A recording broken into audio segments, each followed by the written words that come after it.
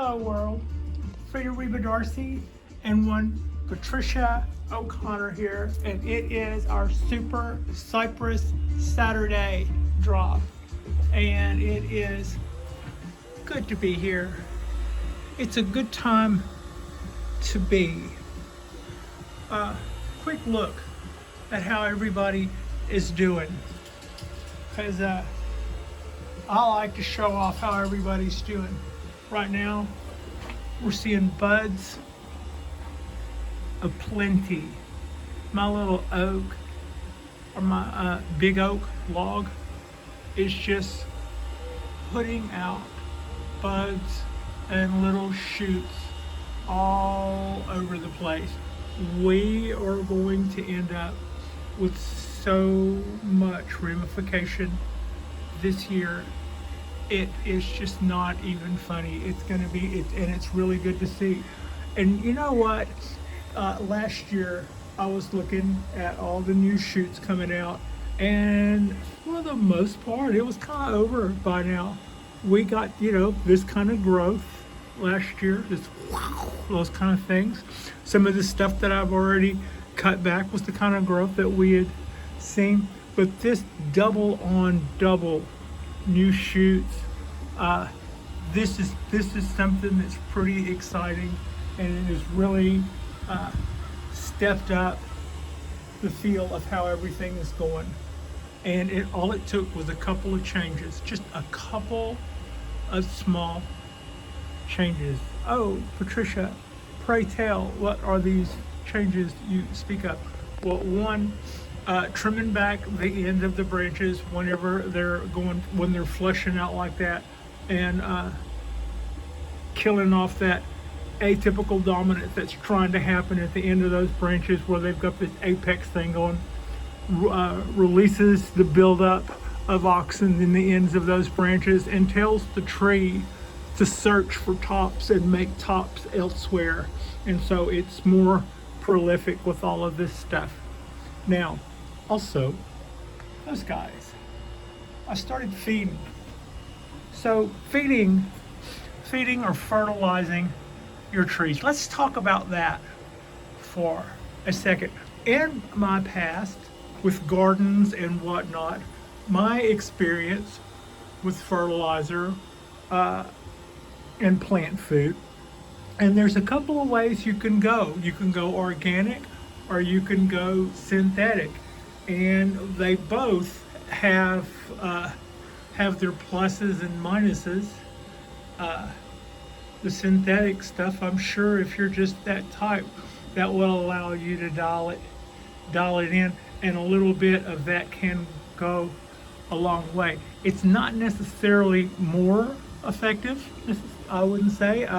There are some organic fertilizers that are just absolutely hot. In their pure form, you could probably just burn a tree down just about.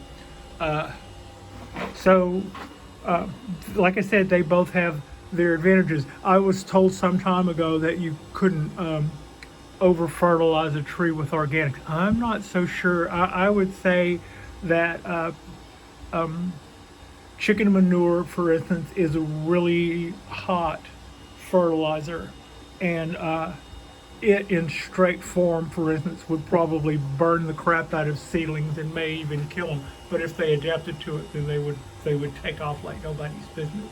That's just kind of one thing versus another. So I'm fairly sure that you can burn things with organics, but I like the organic route, especially when it comes and applies to bonsai, because you are less likely to make a mixing error with a teaspoon or a tablespoon and have that wreck the whole thing.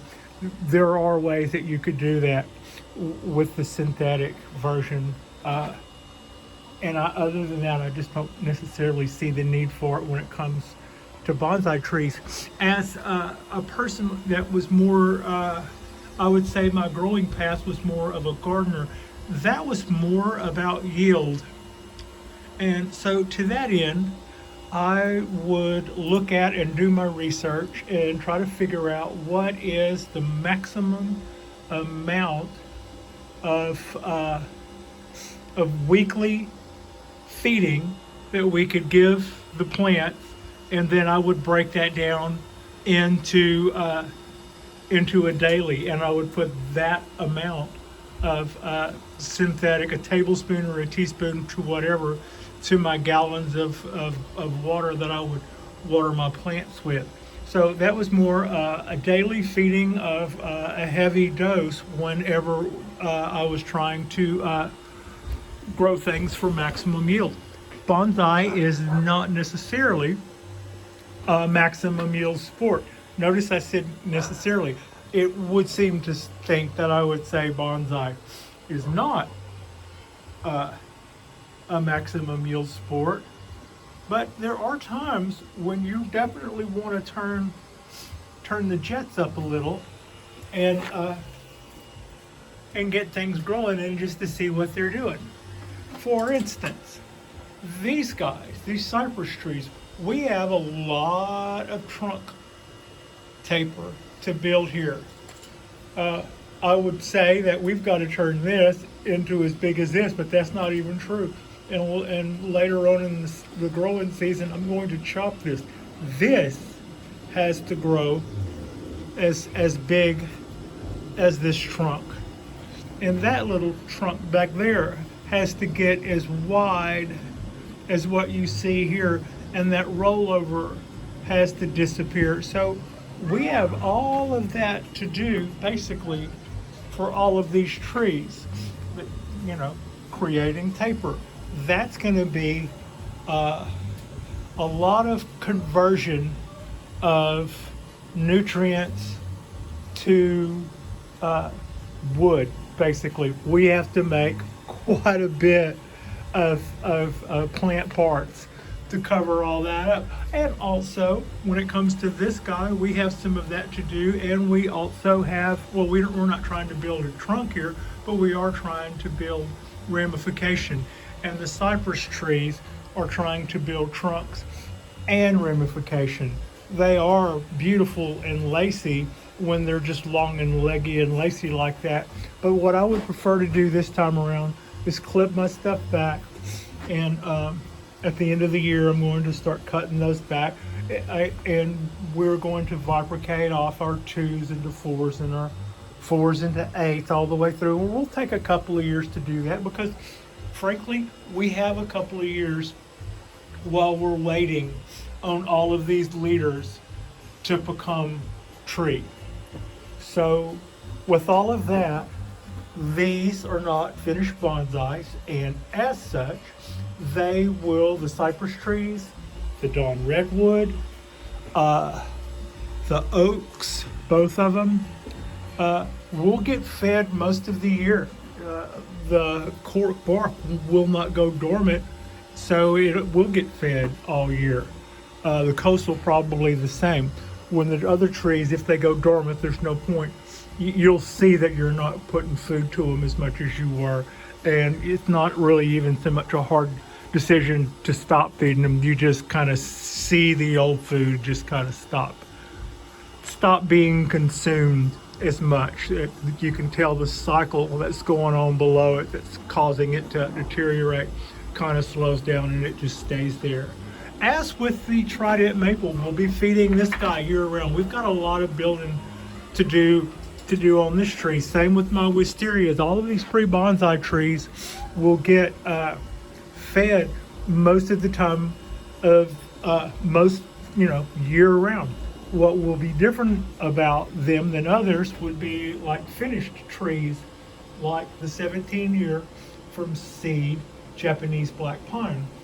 It's getting fed right now, but we are winding that down, and I probably won't put another dose down because they last for a couple of weeks. And past this fairly fresh, and past this dose, that's just probably about gone now. That will be it for the season. Otherwise, those needles would start growing enormously long. So this is not the old school technique where we refuse to feed our trees so that they don't grow. We feed our trees at least once a year, and some of them we feed year round. The pines that are already in ramification, there's no point in feeding those year round. That will just cause things to extend out too long after everyone has gone to a lot of trouble to make it compact. Excuse me, little one. A little show and tell right fast. When it comes to feeding, how much and how often is sort of the answer. We are going to talk about a dose.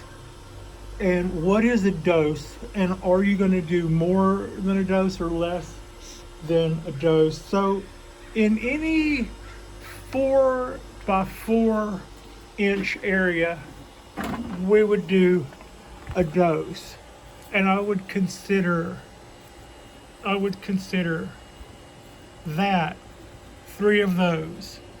Now that would fit, well, here's 1. So 3 of those would fit in the palm of my hand fairly well. You can see there's 3 there, there's 3 there, and there's 3 on the back side for a total of 9. I will put a palm load of those, or 3 of those, in about every 4 by 4 area. So there's 1 there, there's 1 there, and there's 1 on the back. And I probably could have squeezed that into 4 by 4 areas, but there's no point in pushing it. That was really good. And those are my fertilizers. They're just these little bricks of these little pellets. Every time I water, they break down a little, and over time they break down. This would have been the last round, and before they're completely gone, you can go ahead and put down another round. The round that was put down for the coastal oak is almost gone. I could probably feed it again. And I have some, you can see they're nestled around in the 4th lot of the Codaheim forest. And yes, my ponderosa pines each are getting their doses, and because we're going to increase our needle count for these trees, they are closer to being finished trees, but I will be feeding them for the next couple of years as if they are under development, because they are going to be under development, in that we're going to increase the needle count dramatically over the next couple of years. Several different ways of growing. One way was like Ryan Neal said that his teacher in Japan, who was a famous bonsai master, told him the more you feed, the more you have to prune. And he was not bragging that he said that. He was just saying how old school he was and how that is not necessarily beneficial to the health of the tree. So we're going to go the other way with these guys. I totally agree with that method of keeping your tree healthier, not holding back nutrients to shrink it. Nature has already done that, and those that are wiser than I am tell me that I can maintain this tree and feed it. And when it comes to ponderosa pines, I should probably feed it constantly. That's not the same as saying feed it a lot. Remember that 3 of those cubes would be a dose. We could also have a large dose, or we could have a smaller dose. As discussed earlier, the Japanese black pines won't be fed during the summer as much as they will get fed from winter into spring, and then you cut that off. So they will be getting their dose, the same 4 inches, 4 by 4 inches for 3 of those little cubes kind of a thing. So that is how much, if you were to think of it as a gas pedal and a brake pedal kind of thing, the 3 pellets in the palm of your hand would be the gas pedal, and the brake pedal would be the date on the calendar when you knock that off.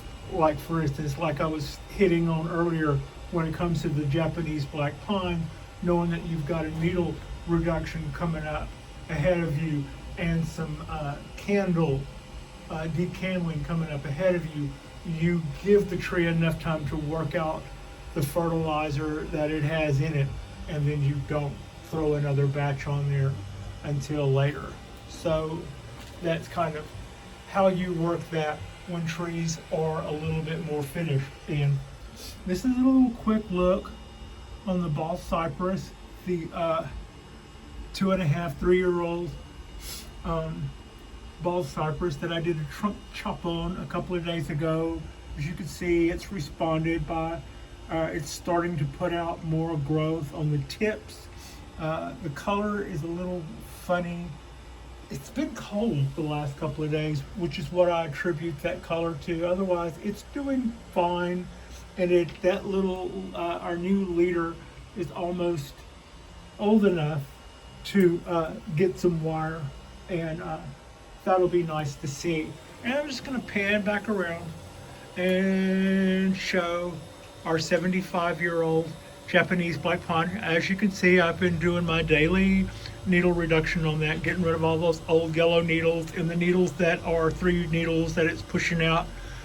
And we can already, you can already starting to see a little better in camera. It's getting greener and greener by the day. To the eye, your eye goes more to all the green shoots on it, but on camera, you kind of see the green shoots against the off green or yellow stalks, which kind of gives the tree a very light pale green appearance. But from my end, it's looking pretty nice. I kind of, just bring it in and let me see all of those. Those are our future. All of those little green spots are our future. And they look like they're off to a good start. We're not seeing a lot of yellow amongst the new stuff. So this guy will be getting fed year round. It will not be getting candle reduced. It is in, I wouldn't say intensive care, I would say it's on R&R. It's on R&R for a minute. And that's just the way that goes. But the good side is I still get to keep my 75-year-old Japanese black pine. And for all the things that I've gone on and on about, we have done a few things absolutely better this year than we did the year before. For instance, when I asked y'all, when it came time to start thinking more about fertilizers, I had been using some organic stuff that came in what looked like a cereal box. It's about the same size box as some, as your morning cereal might come in if you were that type of a breakfast eater. And it was from E.B. Stone and smelled like fish. I mean, it did. It smelled like roll up your windows, we're at the beach, kind of a, not beach smell, but kind of a, oh my God, we're at the beach smell. And I kind of worried about whether or not that would be something that I should, my neighbors probably wouldn't appreciate that. And I used it sparingly. But the other side to it was whenever I would put that down on the top of the soil and then water it, it would make a paste. The first time it got wet, wherever your little tablespoon was, it would make this cake that when it dried out would be a hard spot that would deflect water like nobody's business. It would just make this shiny little fish scaly kind of tinted glittery little patch that water would bounce off of so fast it'd make your head spin. So it kind of made it hard to water through. It was its own obstacle with watering, which made me wonder about how well it was being absorbed, if it was kind of acting like a shield whenever I watered. So that was several drawbacks. Plus, I didn't really find out about its mixture. I knew I didn't want to overfeed, so I was just kind of sparing about it. I was just kind of dabbling in there. I know this much won't kill it, but we probably need to do something. So here you go, guys. Kind of approach. But I wasn't really, before I had my own system, but that was a totally different frame of mind. We were trying to maximize yield, and here I'm looking to go organic, and I didn't really have I didn't really have a baseline of information to start from. And once more, my teachers are the people that for whom I had paid for courses. They were, I had watched a couple of videos on feeding and I had gotten some really good background, but nobody was saying any names. And also, my hearing is for crap.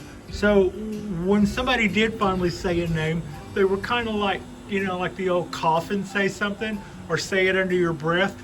And that may have been funny to everybody in the room who actually heard what he said, but that just really does not be right out. The only person who can't hear what you're saying is me.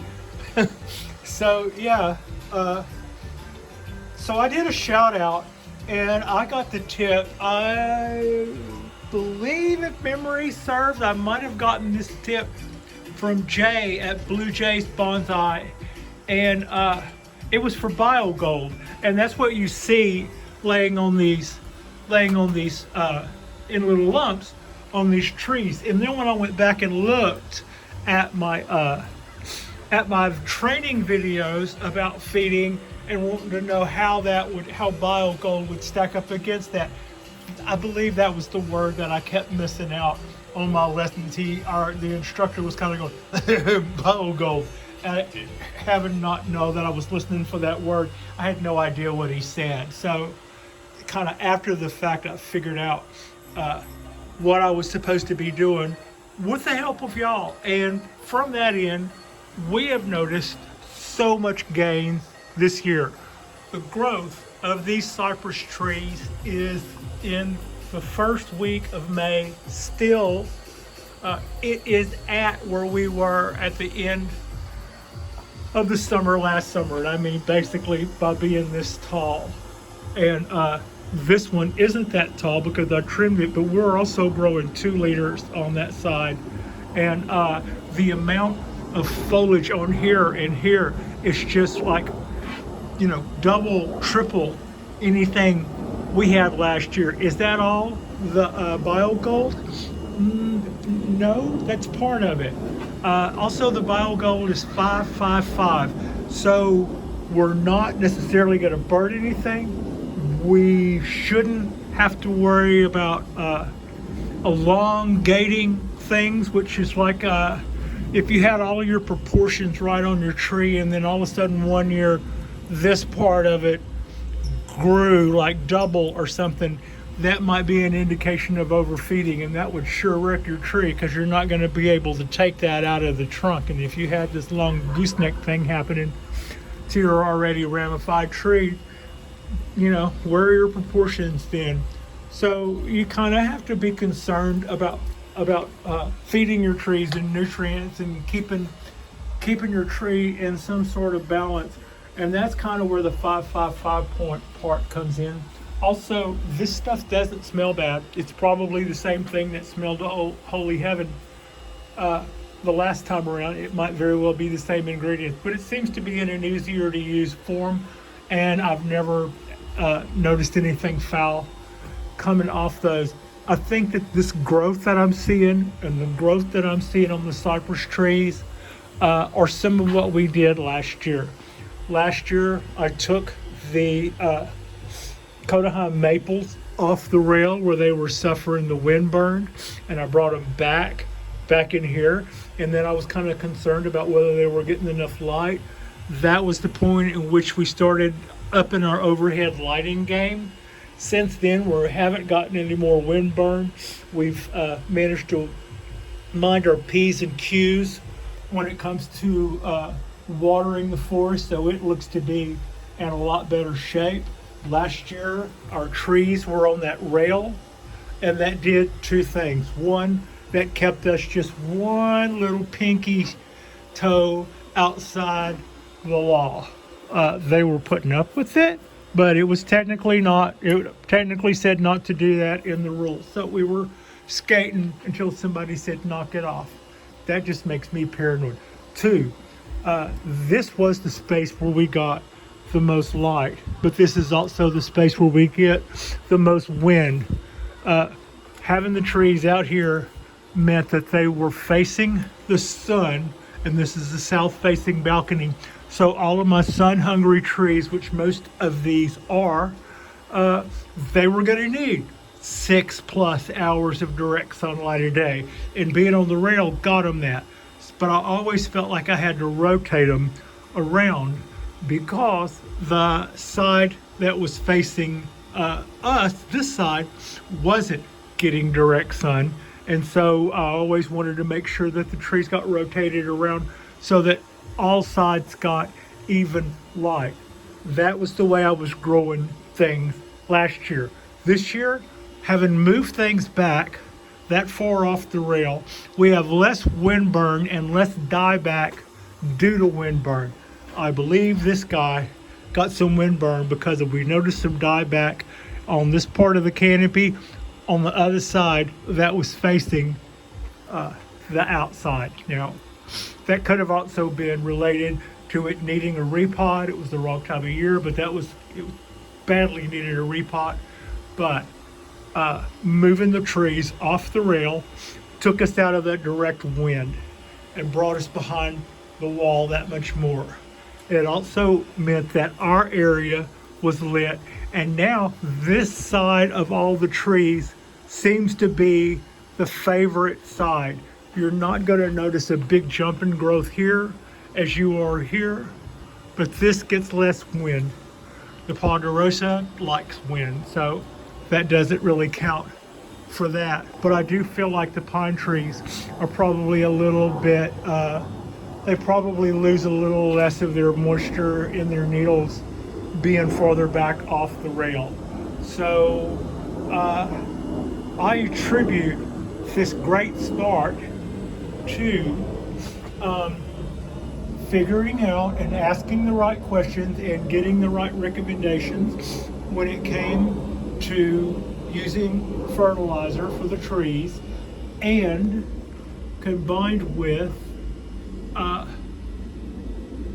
figuring out how we wanted to use the fertilizer a little bit all the time for most of them, and then a little bit a third of the year for the rest of them is kind of the short story on that. And between those two things,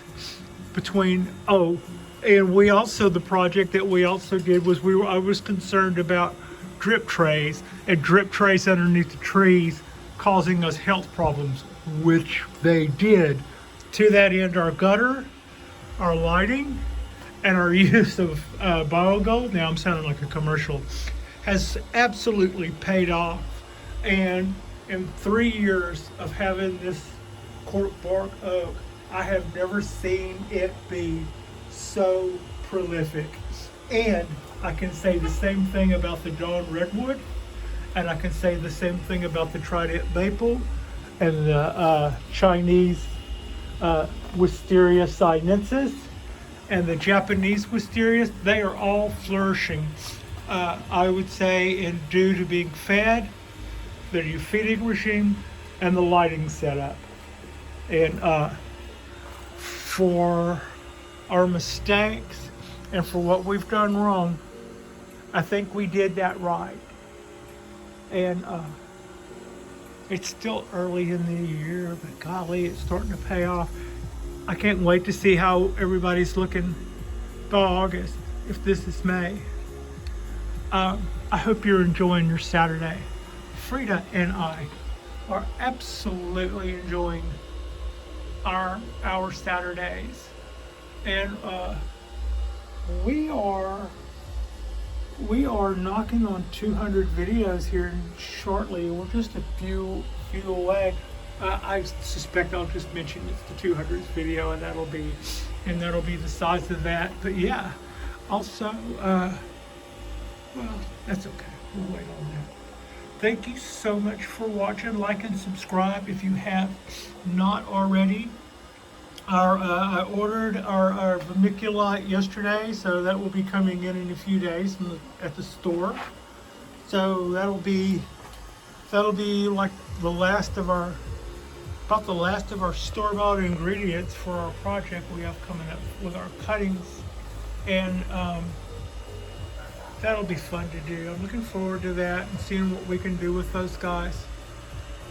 thank you so much for watching. Our next drop will be mañana on our Sunday drop.